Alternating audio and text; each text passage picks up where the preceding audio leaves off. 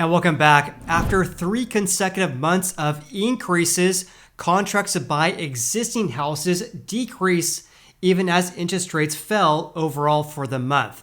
This is based on a brand new report that was just announced on the 27th of April. And in today's video, I'm going to share all the details. And by the way, this is my 800th video I posted on YouTube. So thank you so much for all your support. I appreciate you. And with that said, let's begin today's video. So here's the actual report from the National Association of Realtors just posted on the 27th of April here, which is today at the time of filming this video here. They announced that pending home sales decreased by 5.2% in March compared to February, but down by double digits compared to 1 year ago. And by the way, I'm going to share my own analysis of the Realtors data here because I'm going to share how this decrease compares to years past, going back to 2010. They also provided their housing market forecast in 2023 as well as 2024 for interest rates, home prices, and home sales, and of course, much more as well. So I'll share that with you guys here in just a little bit. So according to the National Association of Realtors here, pending home sales decreased in March for the first time since November of 2022. 3 U.S. regions posted monthly losses, while the South increased very slightly here. All 4 regions saw year-over-year decreases compared to 1 year ago, though. And this report here is based on their pending home sale index, or their PHSI, which is a forward-looking indicator of home sales based on contracts being signed between buyers and sellers for existing houses only. In other words, the data in today's video excludes brand new home construction. We're only talking about existing houses in today's video. So here's a look at how the month-over-month changes varies by the region here, because there's some very big differences here. So overall, compared to February, we saw a decrease of 5.2%. The West actually decreased by 8%. The Midwest fell the most, down by 10.7%. The Northeast saw a decrease of 8.1%, and the South barely squeaked by with an increase of a 0.2% rise from February this year. In other words, the only region that posted a gain compared to February was the South.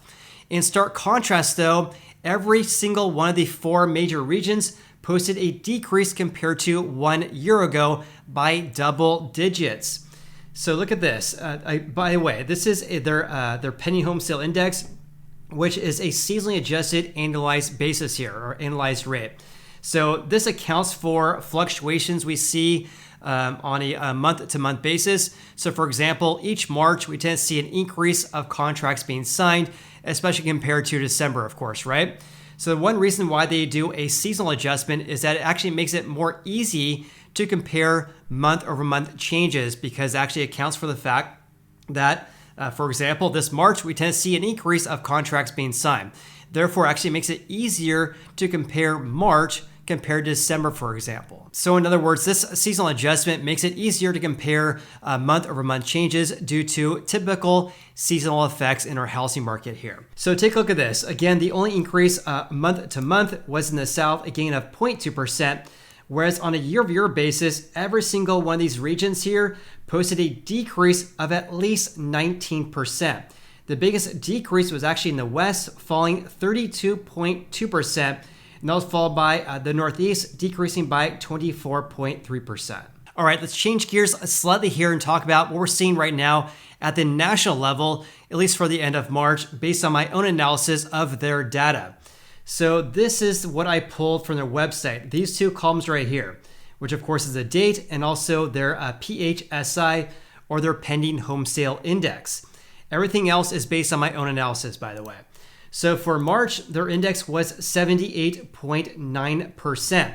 Again, that's a decrease of 23.2% from March of last year, and also a decrease of 5.2% compared to February this year, a decrease of 5.2%. There's a few things I want to touch on regarding this, because this decrease of 5.2%, this means that their index, which of course is a measure of contracts being signed between buyers and sellers for existing houses, that has now fallen in 14 out of the last 17 weeks. Therefore, the only increases in the last 17 weeks were the previous 3 months. So December last year and January and February this year. On top of that, their index at 78.9 is not too much higher than the all-time record lows that was set back in November last year at 75.5%. So at 78.9%, this is very, very close to all-time record lows, excluding April of 2020. In regards to this decrease of 23.2% compared to March of 2022, the year-over-year decrease, that decrease of 23%, of course, sounded excessive to me. Therefore, I looked at the average March year-over-year change going back to 2010. This is the average March to March change going back to 2010. And the average by my nerdy Excel formula here is actually an increase of 2.3% compared to the 23.2% decrease we saw this March. Therefore, this decrease we saw this March is way worse compared to the averages going back to 2010. But wait, there's more, because when looking at the average month-over-month change in March, this is the change from February to March each and every year, going back to 2010, the average is a 0.8% decrease, whereas this year it was a 5.2% decrease. Now, just taking a step back here, one thing that's really skewing these results right here, a decrease of 0.8%, is due to the fact that we saw a giant decrease of contracts being signed, or their index, a decrease of their index in March of 2020, right at the onset of COVID.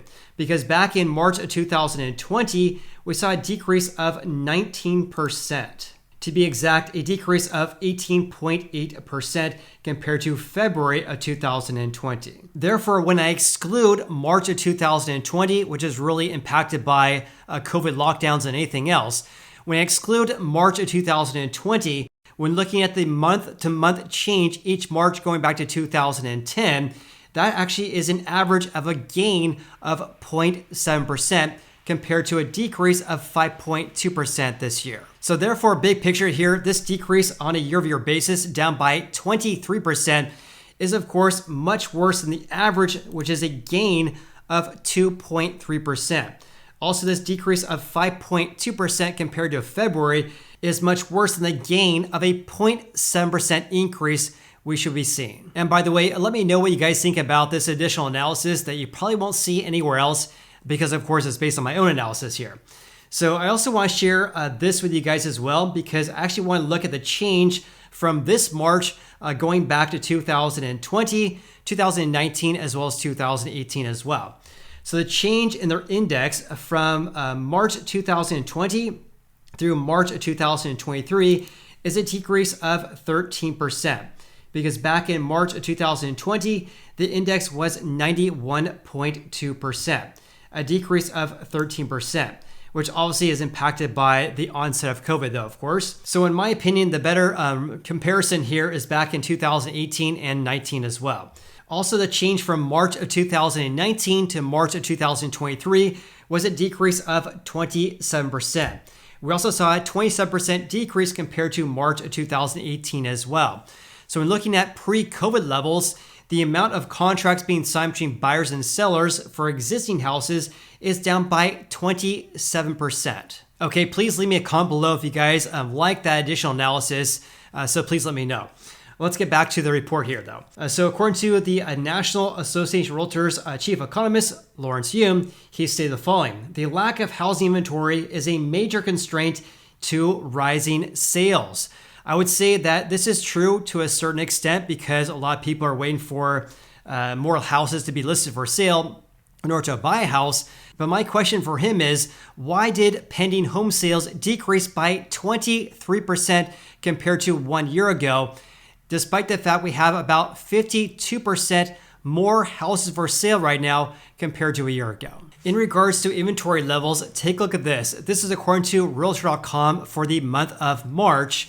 And they reported here that housing inventory increased a whopping 59.9% compared to March of 2021. So again, we can't blame that the decrease of contracts being signed is due to a lack of housing inventory compared to 1 year ago, because according to Realtor.com, it's up by nearly 60%. Now, having said that, we do have a low amount of housing inventory in the US right now, because back in 2017, 2018, as well as 2019, we had around 1.1 million houses for sale. Now we only have approximately 562,000. So when Lawrence Yun says that the lack of housing inventory is a major constraint to rising sales, I would say historically speaking, maybe yes.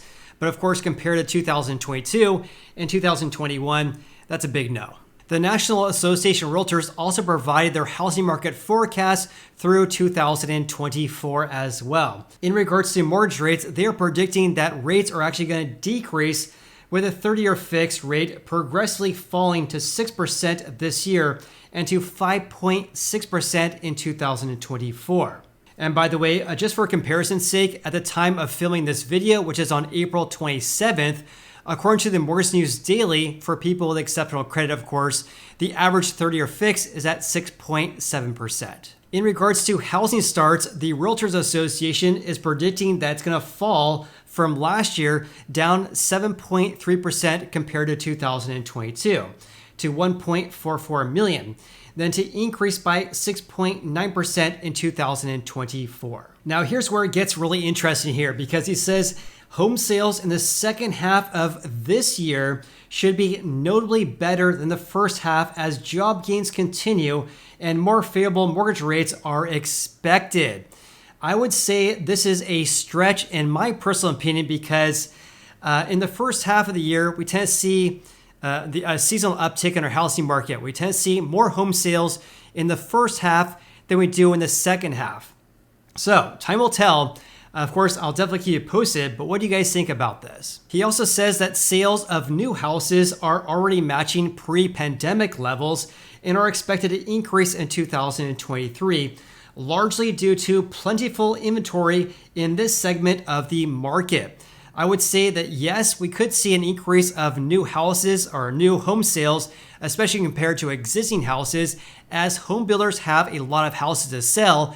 And on top of that, they continue to offer incentives such as mortgage rate buy downs, as well as free closing cost credits, for example. And as I mentioned in previous videos, of course, we have historically low inventory levels of existing houses, and this actually could entice more home buyers to buy brand new houses, especially given the fact that builders are offering incentives such as rate buy downs. In regards to existing sales this year, NAR says they anticipate that home sales will steadily improve in the upcoming months, but will come up short on an annual figure here.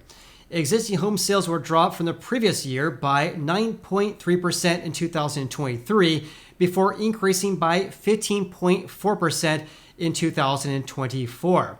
In contrast, newly constructed home sales will increase from last year by 4.5% this year due to more houses for sale that are brand new, and also will increase by another 11.9% in 2024.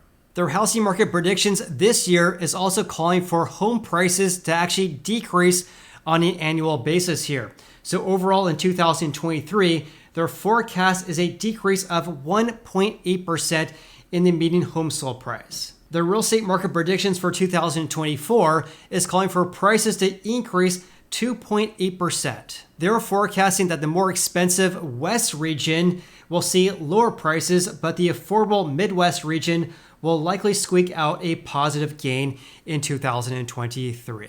So I'd love to hear from you guys. What do you guys think about their housing market forecast through 2024, and also this decrease of contracts being signed in March? Please leave me a comment below. And of course, I appreciate you guys for supporting my YouTube channel. This is my 800th video that I posted on that channel, going back to October 2019. So I appreciate all you guys' support. Hope you guys have an awesome day. I look forward to seeing you on the next video.